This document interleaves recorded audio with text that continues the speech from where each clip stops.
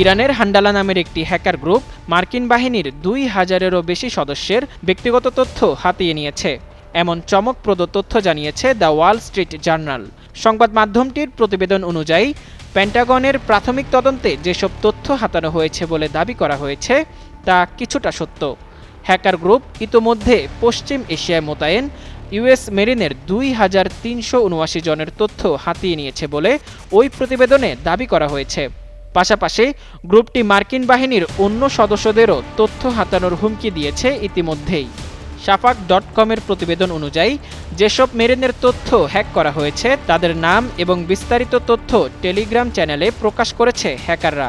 সেই সঙ্গে বার্তা দিয়েছে মার্কিন প্রতিরক্ষার সঙ্গে জড়িত অনেকেরই তথ্য তাদের হাতে রয়েছে। এছাড়া পশ্চিম এশিয়ায় মোতায়েন মার্কিন বাহিনীর সদস্যরা ইতিমধ্যেই হোয়াটসঅ্যাপে সতর্কবার্তা পেয়েছেন হান্ডালা গ্রুপ থেকে।